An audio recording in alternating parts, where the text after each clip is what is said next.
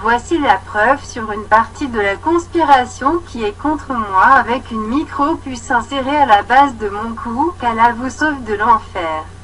Parce que Rome, l'Europe, l'Afrique, les monarchies arabes, la République socialiste arabe, la Chine, la Russie et les États-Unis d'Amérique vont être détruites.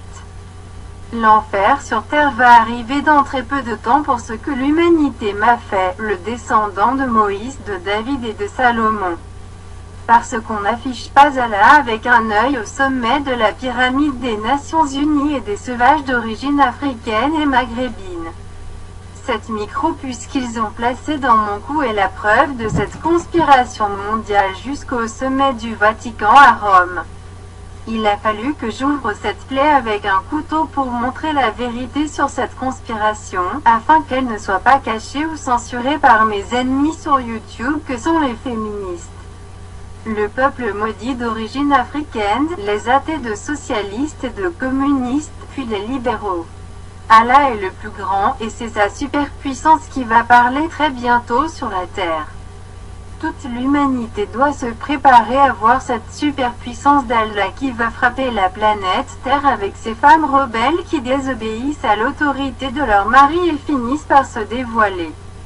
Après avoir été achetées, corrompues pour ensuite devenir françaises, Emmanuel Macron, Angela Merkel, la communiste à la tête de l'Europe. Vous n'avez qu'une seule solution pour éviter le pire. La fermeture de toutes les frontières de l'Union européenne et l'expulsion de tous les clandestins d'origine africaine et arabe que les comploteurs font passer pour des réfugiés, et d'autres pour des musulmans. Sinon la prophétie s'abattra sur toutes les Nations Unies, et personne n'héritera d'une terre morte qui jusqu'à la résurrection sera invivable pour des milliers d'années. Celles et ceux qui convoitent ma fille Marwa, les Arabes et les Noirs africains, vous allez hériter d'une planète où nulle âme ne pourra y vivre et où rien ne pourra pousser, ni végétation, ni nourriture, car la pureté issue de la branche de Moïse ne se mélange pas avec des animaux, des sauvages que les athées de communistes, de féministes, de libéraux et de socialistes font venir en Europe en les faisant passer pour des réfugiés et d'autres encore pour des musulmans et des musulmanes. ولئن سألتهم من نزل من السماء ماء فأحيا به الأرض من بعد موتها ليقولن الله قل الحمد لله بل أكثرهم لا يعلمون وما هذه الحياة الدنيا إلا لهو ولعب وإن الدار الآخرة لهي الحيوان لو كانوا يعلمون. Here's the evidence on some of the conspiracy that's against me with a microchip inserted at the base of my neck. May Allah save you from hell. Because Rome, Europe, Africa, the Arab monarchies, the Arab Socialist Republic, China, Russia and the United States of America will be destroyed. Hell on earth will arrive in a very short time for what humanity has done to me, the descendant of Moses, David, and Solomon, because we are not showing Allah with an eye to the top of the pyramid of the United Nations and the savages of African and Maghrebine origin. This microchip that they placed in my neck is the proof of this worldwide conspiracy to the Vatican summit in Rome. I had to open this wound with a knife to show the truth about this conspiracy, so that it is not hidden or censored by my enemies on YouTube but of feminists, the cursed people of African origin, the atheists of socialists and communists, then the liberals. Allah is the greatest, and it is his superpower who will speak very soon on earth. All mankind must prepare to see this superpower of Allah who will hit the planet Earth with his rebellious women who disobey the authority of their husbands and end up revealing themselves after being bought, corrupted and then become French. Emmanuel Macron, Angela Merkel, the communist at the head of Europe, you have only one solution to avoid the worst. the closure of all the borders of the European Union and the expulsion of all illegal immigrants, African and Arab origin, that the plotters pretend to be refugees, and others to Muslims. Otherwise, the prophecy will abstain on all the United Nations, and no one will inherit a dead land which until the resurrection will be unlivable for thousands of years. Those who covet my daughter Marwa, the Arabs and African blacks, you will inherit a planet where no soul can live and where nothing can grow, nor vegetation, nor food, because purity from the branch of Moses does not mix with animals. Savages whom the atheists of communists, feminists, liberals and socialists bring to Europe by posing as refugees, and still others, for Muslims and Muslims. ولئن سألتهم من نزل من السماء ماء فأحيا به الأرض من بعد موتها ليقولن الله قل الحمد لله بل أكثرهم لا يعلمون وما هذه الحياة الدنيا إلا لهو ولعب وإن الدار الآخرة لهي الحيوان لو كانوا يعلمون.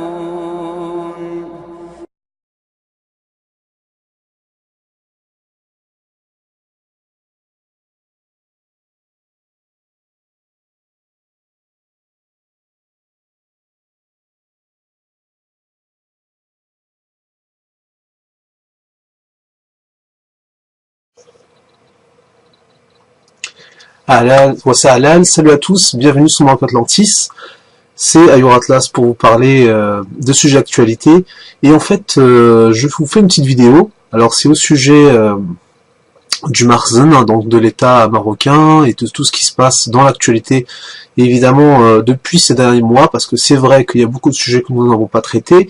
Donc j'ai envie d'évoquer un petit peu tout ça avec vous et surtout essayer de voir un petit peu là où on en est, parce que malheureusement c'est vrai qu'il n'y a pas beaucoup de discussions sur le sujet, ou en tout cas souvent elles sont biaisées d'un côté par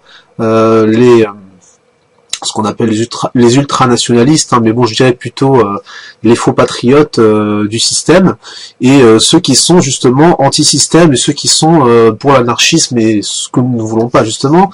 Et donc voilà, nous allons essayer de parler et d'être dans le juste milieu et entre les deux, et de donner notre avis, et bien sûr de vous faire voir un petit peu les choses d'une autre façon que les médias vous le présentent. Et donc voilà, c'est parti.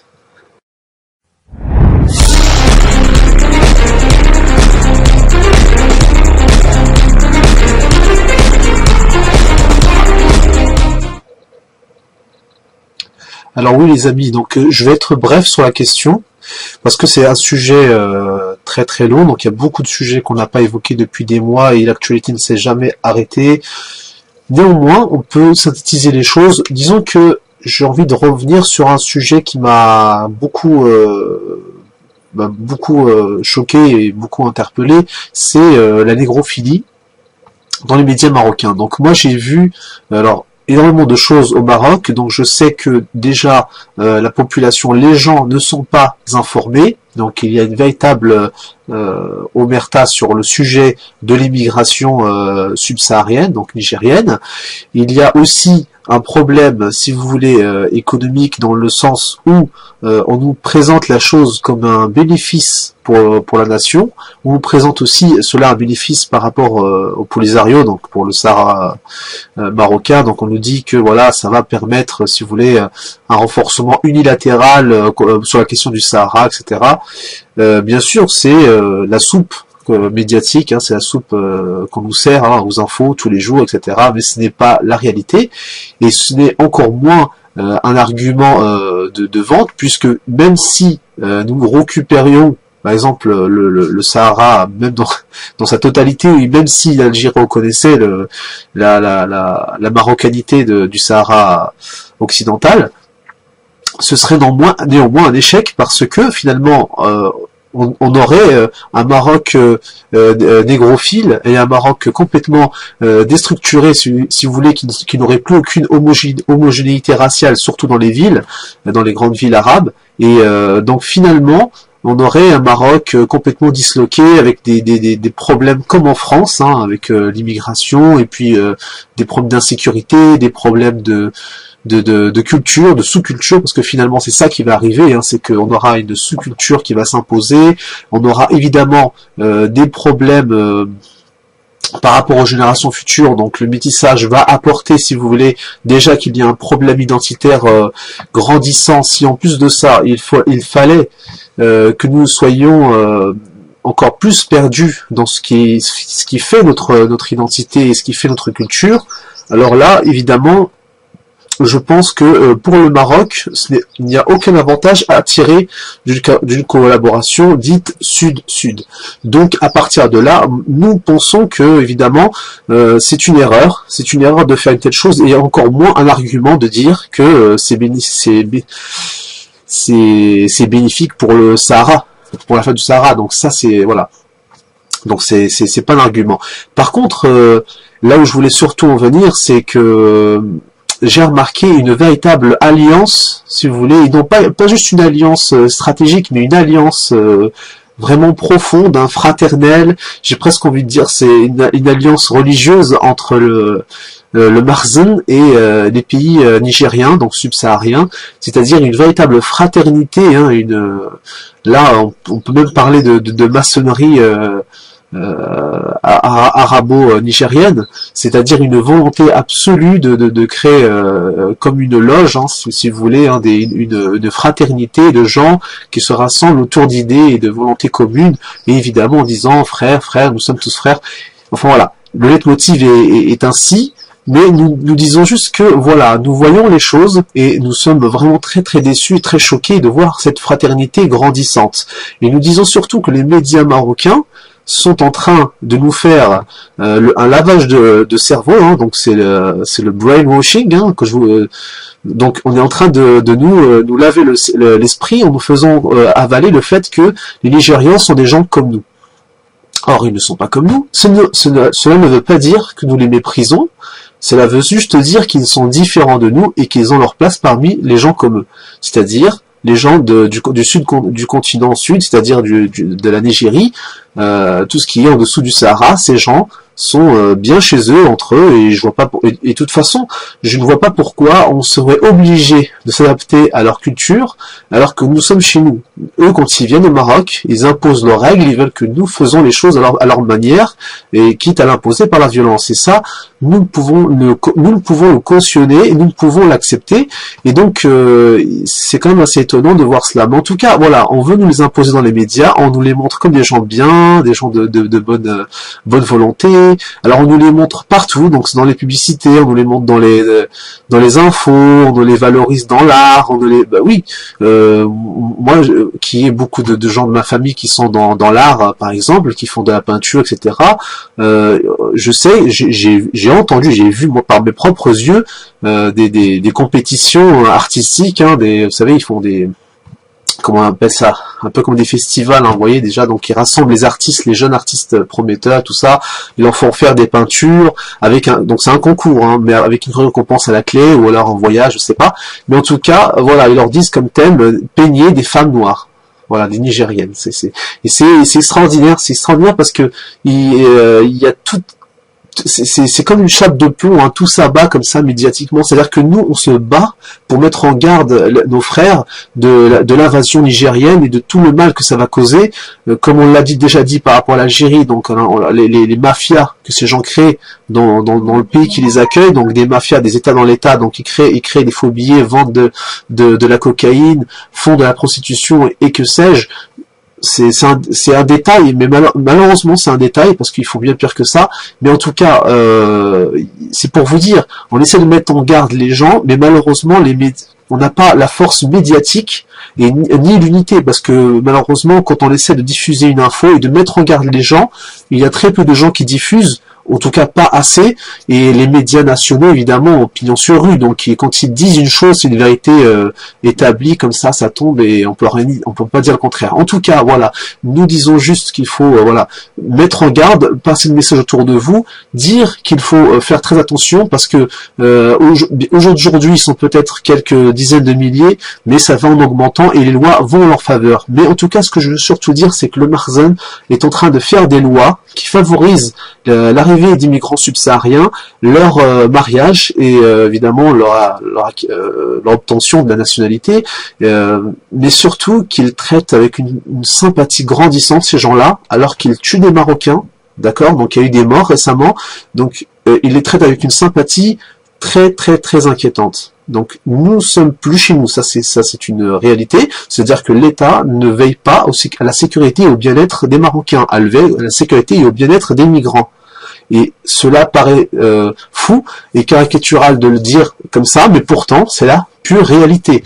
Et c'est-à-dire qu'il y a une volonté d'imposer ces gens-là, qu'on le veuille ou non. C'est-à-dire que c'est un métissage forcé, consentant ou non consentant. Voilà. Donc après, il y a une part de médiatisation, comme je vous ai dit, on nous les impose dans la culture, dans les médias, etc. On nous met des noirs dans toutes les publicités, dans toutes les infos, à toutes les sauces, en nous montrant que c'est des gens comme nous, voilà. Mais en même temps, de l'autre côté, il y a un forcing, il y a des crimes par exemple qui sont perpétrés par des Nigérians, on nous dit voilà des criminels ont tué des gens, etc. On ne précise jamais la nationalité ni l'origine de la personne, on nous dit voilà c'est un criminel, pour éviter justement de créer la polémique et de réveiller les gens, et donc les gens restent endormis. C'est pour ça qu'aujourd'hui il y a très très peu de gens qui se soulèvent contre ça, c'est parce que vraiment tout est bouclé, les infos ne passent pas. Donc YouTube est un bon moyen de diffuser les choses. Moi et tous mes frères qui me soutiennent de Maroc Atlantis, on essaie de vous faire passer le message, mais c'est aussi à vous de le faire passer à votre tour, de faire le relais, parce que c'est chacun, c'est pas juste un ou deux ou trois, c'est à chacun de faire un effort pour qu'on soit des centaines, voire des milliers, à faire changer les choses. Et à partir de là, évidemment, ça peut avancer, ça peut évoluer. Donc voilà, je vous dis à très bientôt. Les autorités nationales ont longtemps occulté la réalité de la migration subsaharienne vers l'Algérie, considérant que les populations migrantes ne faisaient que transiter à travers le pays pour rejoindre l'Europe via le Maroc. Mais le pire est arrivé. Depuis quelques jours, des citoyens de plusieurs villes du sud se mobilisent en nombre pour faire face à des migrants violents et dangereux d'après eux. La première victime porte le nom de Azzeddine Ben Saïd, agressé puis assassiné par des migrants venus du Niger. Et puis le couperet a été donné par la tentative de viol sur une enfant de 9 ans, après quoi les choses se sont envenimées. Il faut que ces migrants nous laissent tranquilles, c'est des hooligans. Ils ont voulu violer ma fille de 9 ans qui s'est abritée dans la pharmacie du quartier. Ils prennent des taxis, après ils agressent les chauffeurs. Nous on refuse cela, il faut qu'aujourd'hui cela cesse. On va les faire sortir du pays. La réponse ne s'est pas fait attendre. Ce matin, des dizaines de personnes révoltées se sont dirigées vers une base de vie mise en place par l'État pour les migrants. On dénombre au moins 80 blessés. Des migrants ont été joints par téléphone par les équipes d'El Watan. Leila Berato nous a affirmé que les violences ont commencé après la prière. La police est venue, mais elle n'est pas intervenue. Elle a fini par lancer des gaz lacrymogènes. 2 migrants parlent d'un nouveau-né étouffé par les gaz, mais cette information reste à confirmer. L'attaque a détruit tous les logements de ce quartier, les habitations ont été pillées puis incendiées par les assaillants. Des migrants ont été emmenés par la police au commissariat central. On leur a demandé de quitter le territoire de Béchar.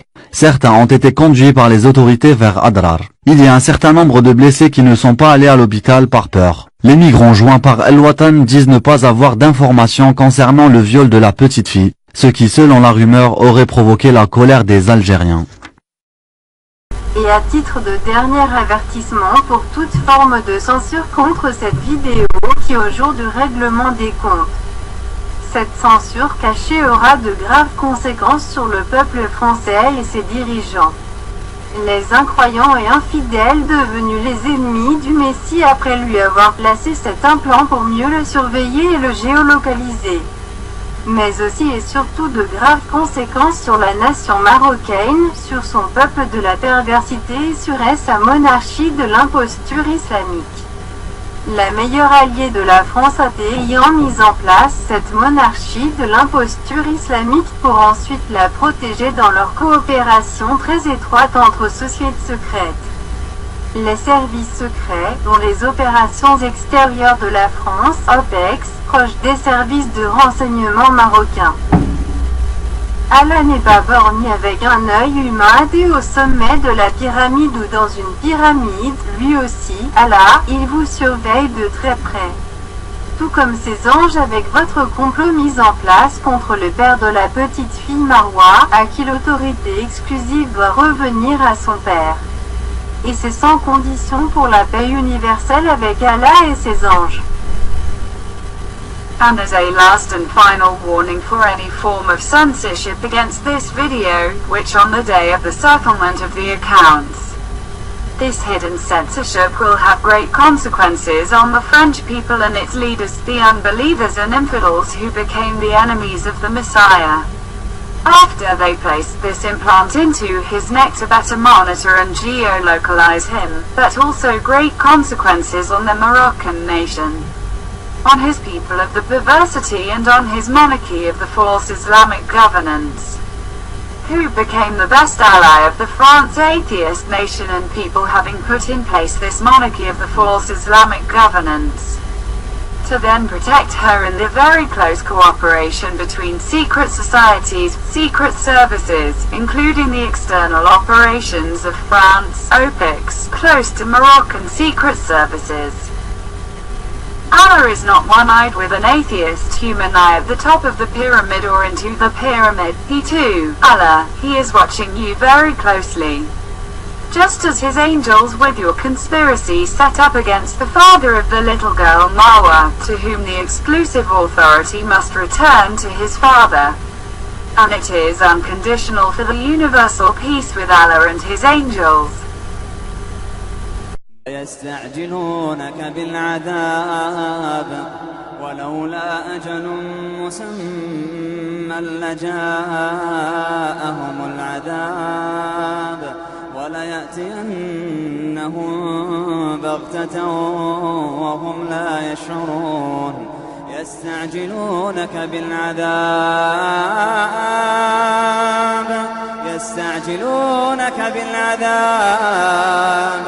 وإن جهنم لمحيطة بالكافرين يوم يغشاهم العذاب من فوقهم ومن تحت أرجلهم ويقول ذوقوا ما كنتم تعملون كل نفس ذائقة